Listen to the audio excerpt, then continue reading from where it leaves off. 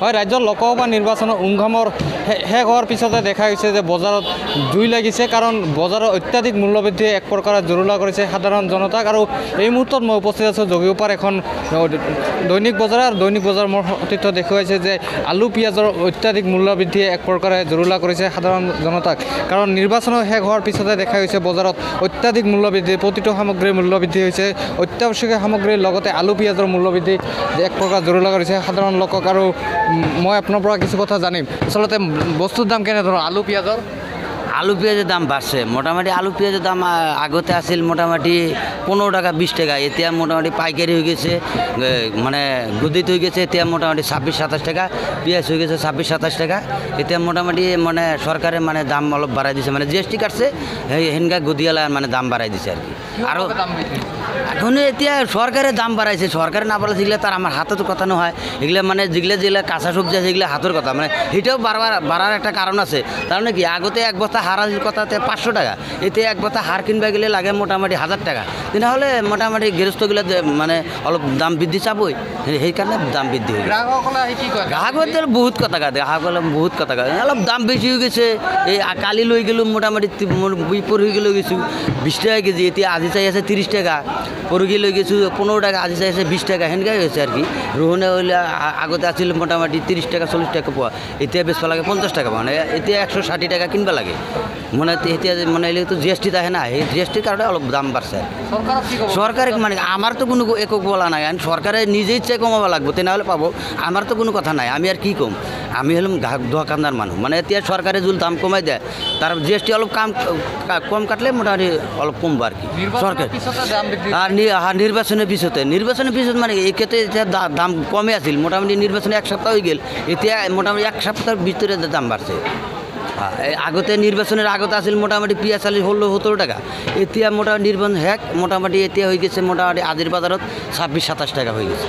আলু আজি 27 টাকা বিক্রি হয়েছে পাইকারি রেট নির্বাচনের আগতে আসিল মোটামুটি 17-18 টাকা এটাই মোৰ সতীৰ্থ এই দৃশ্য দেখুৱাইছে যে নিৰ্বাচনৰ উমঘামৰ শেষ হোৱাৰ পিছতে কিন্তু অত্যাধিক মূল্যবৃদ্ধিয়ে এক প্ৰকাৰে জুৰুলা কৰিছে সাধাৰণ লোকক কিন্তু যি সময়ত বজাৰত অত্যাধিক মূল্যবৃদ্ধি সেই সময়তে কিন্তু ৰাজ্যৰ যোগান মন্ত্ৰী কিন্তু পশ্চিমবংগৰ নিৰ্বাচনী সময়ত ব্যস্ত হৈ পৰিছে আৰু মই আপোনাৰ পৰা কিছু কথা জানিম আচলতে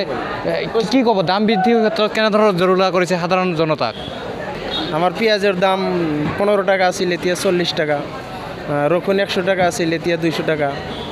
গরম মশলার দাম বৃদ্ধি হয়েছে এলআইসি 1000 টাকা আছিল এতিয়া 2300 টাকা বড় এলআইসি আছিল 1000 টাকা এতিয়া 70 টাকা এটা আমার তো অনুমান হয় এটা স্টকত গেছে মালগুলো আসলেতে কারণ সরকারের কি প্রভাব আছে মুই না জানো কিন্তু আসলেতে হয় যে স্টকত গেছে নাকি মালগুলো এই কারণে দাম বৃদ্ধি হয় মধ্যভোগী দাম বৃদ্ধি করা হবে নাকি হয় হয় সরকারক কি ক'ব দাম বৃদ্ধিৰ ক্ষেত্ৰত এটা তো সরকারত আমি অনুরোধ জানাও যাতে বস্তুগুলোর দাম কমায় রাইজের সুবিধা হয় না আমি দোকান করাতে বিরাট অভিযোগ আহে কাস্টমারের যে কালি এটা দাম লইলো আজ এটা দাম আনলিমিটেড হয়ে গেছে কেজিতে 1000-1200 টাকা বাড়িব লগা হয়েছে মোৰ সতীৰ্থ এই দৃশ্য দেখুৱাইছে কাৰণ বজাৰৰ অত্যাধিক মূল্যবৃদ্ধি এক প্ৰকাৰৰ জুৰুলা গৈছে আৰু সাধাৰণ জনতাক আৰু মই কি ক'ব আচলতে প্ৰতিটো সামগ্ৰীৰ মূল্যটো বৃদ্ধি হৈ আছে চব্জিৰ ইমান দাম একচুৱেলি খৰালৰ কাৰণে হৈ আছে দামটা এখন আলু এতিয়া 35 টাকা খুজি আছে বেগনা 40 টাকা ভল 40 টাকা ইমান দাম এই ক্ষেত্ৰত আপোনালোকে যথেষ্ট পৰিমাণে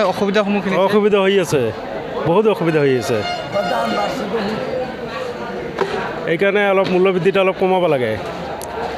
মোৰ লগত আৰু এগৰাকী গ্ৰাহক আছে আচলতে চৰকাৰৰ যি নিৰ্বাচন শেষ হোৱাৰ পিছতে চৰকাৰে কিন্তু অত্যাধিক মূল্যবৃদ্ধি এক প্ৰকাৰ সাধাৰণ লোকক জুৰুলা কৰিছে কি ক'ব ইতিমধ্যে দুখীয়া মানুহৰ কাৰণে একদম বেয়া পৰিস্থিতি হৈ গৈছে চব্জি বজাৰত জুই লাগিছে আচলতে বস্তু কিনিব পৰা নাই এনেকুৱা পৰিস্থিতি হৈ গৈছে কি ক'ব প্ৰতিটো সামগ্ৰীৰ মূল্যবৃদ্ধি প্ৰত্যেকটো সামগ্ৰীৰ মূল্য ডাবল কৰি দিছে চৰকাৰে মানে ইলেকশ্যন হোৱাৰ পিছত ইলেকশ্যন হোৱাৰ আগতো প্ৰতিশ্ৰুতি ভালে দিয়ে কিন্তু ইলেকশ্যন শেষ এতিয়া মানে যি মানে দুখীয়া ৰাইজ আছে যিহেতু সেইসকলে মানে চব্জি খাব নোৱাৰিব আৰু এতিয়া আচলতে বজাৰৰ মূল্যবৃদ্ধি কিন্তু যোগান মন্ত্ৰীয়ে দেখাইছে পশ্চিমবংগৰ নিৰ্বাচনত ব্যস্ত কি ক'ব এইটো হ'বই আমাৰ ইয়াতে হৈ গ'ল এতিয়া তাৰ কাৰণে আমাৰ ইয়াত চব্জিৰ দাম বাঢ়ি গ'ল এতিয়া তোৰ যোগান মন্ত্ৰী কিন্তু খবৰ ৰখা নাই নেকি নাই ৰখা দেউতো শুই আছে টেনশ্যন নাই তেওঁ মৰি আছোঁ আমিহে চৰকাৰক কি ক'ব? চৰকাৰক চৰকাৰক যোগান মন্ত্ৰীক আমি ধিক্কাৰ জনাইছোঁ এনেকৈ আমাৰ নিৰীহ মানুহক মৰাৰ কাৰণে।